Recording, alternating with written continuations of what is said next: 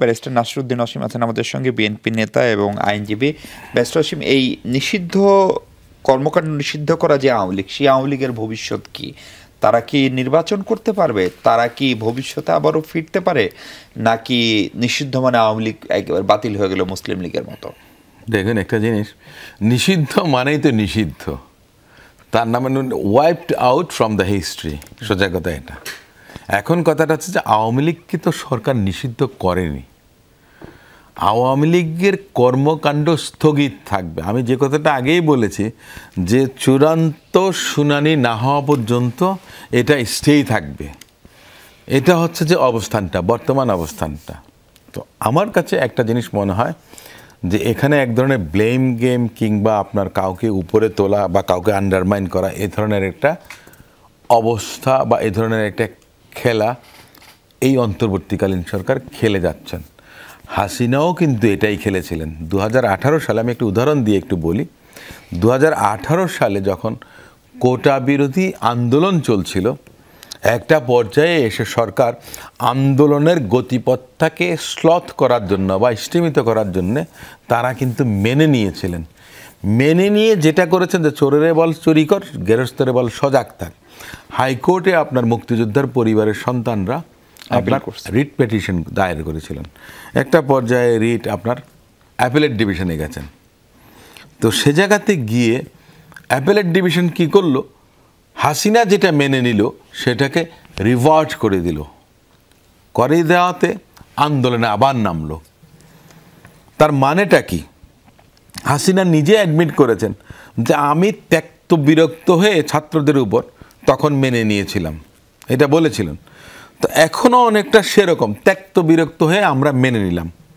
ওয়ারেজ আমরা শান্তশিষ্টভাবে অফিসিয়ালি নিয়মতান্ত্রিকভাবে আমার দলের স্থায়ী কমিটির সদস্য জনাব সালাউদ্দিন আহমেদ সাহেব দলের পক্ষ থেকে আওয়ামী লীগ নিষিদ্ধের জন্য, আওয়ামী লীগের কর্মকাণ্ড নিষিদ্ধের জন্য আপনার রিটেন অ্যাপ্লিকেশন দিয়েছেন, চিঠি দিয়েছেন।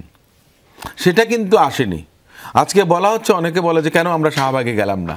সালাউদ্দিন সাহেব নিজেই বলেছেন যে শাহবাগে গিয়ে আমার কি দরকারটা কি?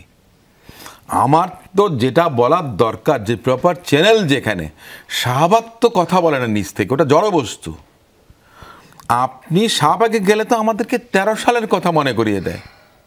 শাহবাগ আমাদেরকে শাপলা চত্বরের কথা মনে করিয়ে দেয়। তাহলে এখন এই আওয়ামী লীগের ভবিষ্যৎ কি অসীম ভাই?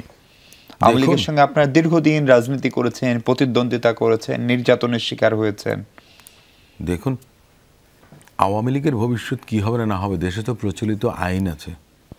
আজকেও কিন্তু জনাব সালাউদ্দিন আহমেদ সাহেব বলেছেন যে পৃথিবীতে আন্তর্জাতিক বিশ্বের চোখে আওয়ামী লীগ তো একটা ফেসিস সংগঠন। ফেসিস সংগঠনের রাজনীতি করার কোনো সুযোগ নেই, অধিকার নেই। তাহলে সরকার কিন্তু আগ বাড়িয়ে যদি কোনো কিছু করতে হয়, সরকারই কিন্তু করতে পারেন। বিএনপিকে ব্লেম না দিয়ে বরং সরকারের উপরে চাপ প্রয়োগ করুন যে আওয়ামী লীগকে সম্পূর্ণরূপে নিষিদ্ধ করার বিষয়টা, তাই না? আমি কয়েকটি কথা বলেছি, এই সবচেয়ে বড় চাপটা তো আপনারা দিতে পারেন। আমরা তো সেটা লিখিতভাবেই দিয়েছি, আমরা তো কথার কথা তা বলিনি, কিন্তু আমরা কিন্তু অফিসিয়ালি অন রেকর্ড আমরা কিন্তু বলেছি।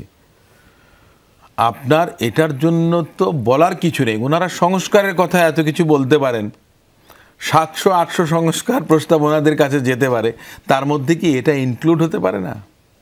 ওনারা তো আমাদের থেকে অনেক বেশি দিব্য দৃষ্টি। আমি তো দলকানা, আমি তো বিএনপি করি, উনি তো এনসিপি করেন। ওনার নিজস্ব একটা দৃষ্টিভঙ্গি, ওনার দলের একটা দৃষ্টিভঙ্গি থাকবে। আমরা দলের দৃষ্টিভঙ্গি থেকে বলতে পারি। ওনারা তো অন্তর্বর্তী সরকার। এখন আপনি যদি কোনো কথা বলেন, ওনাদের কিন্তু শরিকরা এখনও মনে করেন যে সরকারের মধ্যে আছেন, তাই না? আপনি তো দেশ থেকে দেখুন, সাবেক রাষ্ট্রপতি আপনার স্পিকার আব্দুল হামিদ, সাবেক রাষ্ট্রপতি আব্দুল হামিদ সাহেব চলে গেলেন। এই দায়িত্বটা কে নেবে? ওনাদেরও দায়িত্ব আছে। ওনাদের সহকর্মীরা, ওনাদের সতীর্থরা সরকারে আছেন। আপনি কাকে দোষ দেবেন?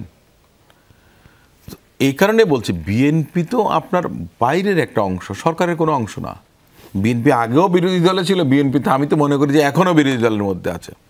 বিএনপি জনগণের কথা বলছে, জনগণের জন্য লড়াই সংগ্রাম আগেও করেছে, এখনও করবে।